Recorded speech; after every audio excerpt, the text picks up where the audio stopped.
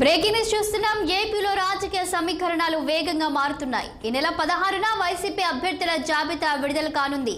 ఈ నేపథ్యంలో అసెంబ్లీ లోక్సభ అభ్యర్థులను సీఎం జగన్ ప్రకటించనున్నారు. ఈ నెల 18 నుంచి సీఎం జగన్ ఎన్నికల ప్రచారంలో ఉండనున్నారు. ఇచ్చాపురం నుంచి ఎన్నికల ప్రచారానికి శ్రీకారం చుట్టారు. అదే రోజు విజయవాడ వెస్ట్, నెల్లూరు రూరల్లో జగన్ ఎన్నికల ప్రచారం నిర్వహిస్తారు. ఇప్పటికే 4 సిద్ధం సభలతో మంచి దూకుడు మీద ఉన్న వైసీపీ రోజు రోజుకు 2 నియోజకవర్గాల్లో సుడిగాలి పర్యటన చేయనున్నారు.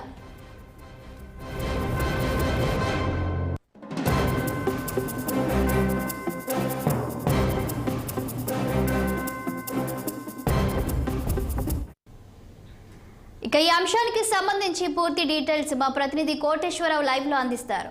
కోటేశ్వరరావు చెప్పండి, ఇక ఈ నెల 16న వైసీపీ అభ్యర్థుల జాబితా విడుదల కానున్న నేపథ్యంలో ఇక ప్రచారాలకు సంబంధించి కూడా అప్డేట్స్ ఏంటి?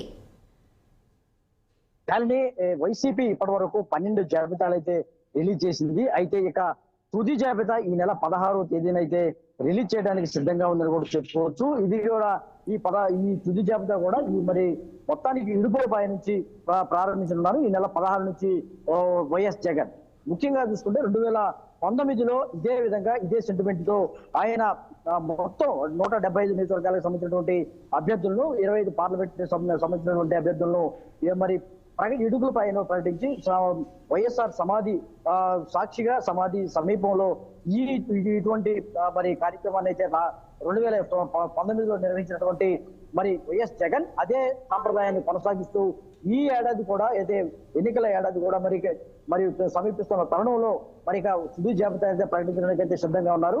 ఈ నెల 16న ఇడుపులపై చేరుకొని జగన్మోహన్ రెడ్డి లాంఛనంగా ప్రారంభించే అవకాశం కూడా చూస్తున్నారు.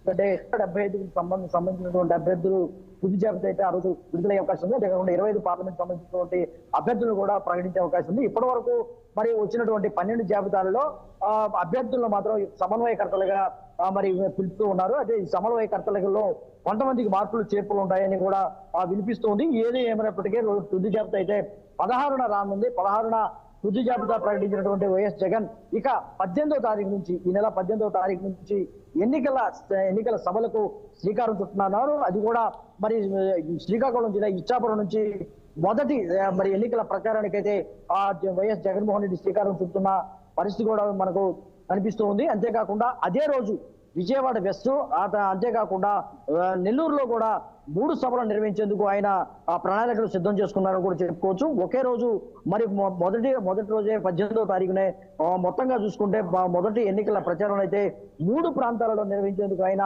మరి ప్లాన్ చేసుకున్నారు. మొత్తానికి ఏదైతే ఉందో ఉత్తరాంధ్ర, సెంట్రల్ ఆంధ్ర, అంతేకాకుండా రాయలసీమకు సంబంధించినటువంటి అంశాలను కూడా కవర్ అయ్యేటట్టుగా మరి ఆయన ఈ ఎన్నికల ప్రచారానికి అయితే సిద్ధం చేసుకున్నారని కూడా చెప్పుకోవచ్చు.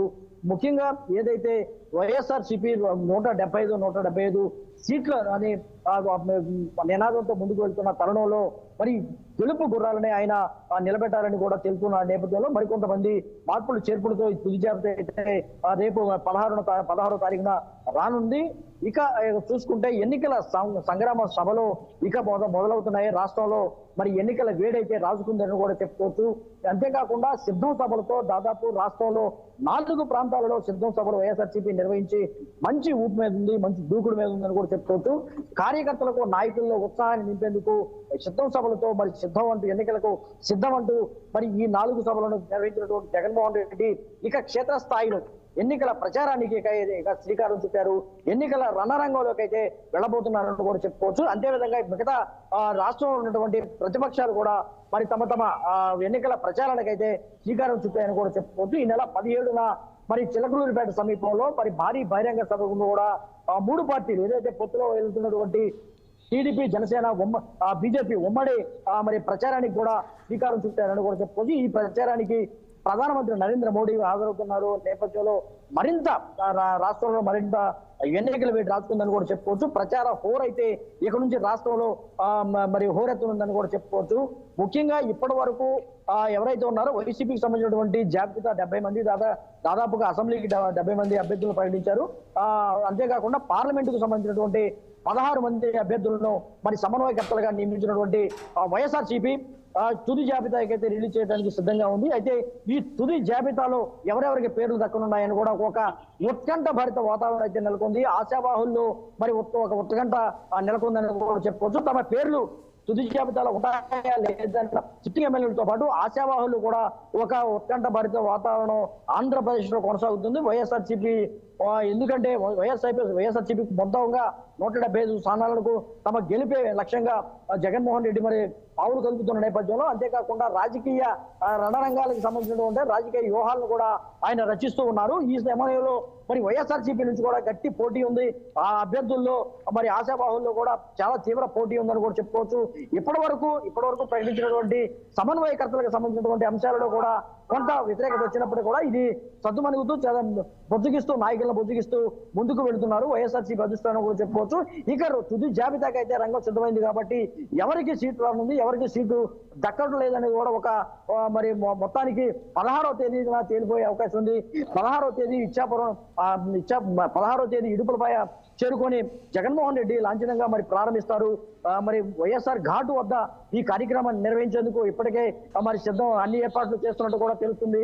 ఏదేమైనప్పటికీ 2019 175 175లో 151 స్థానాలు థాంక్యూ కోటేశ్వరరావు.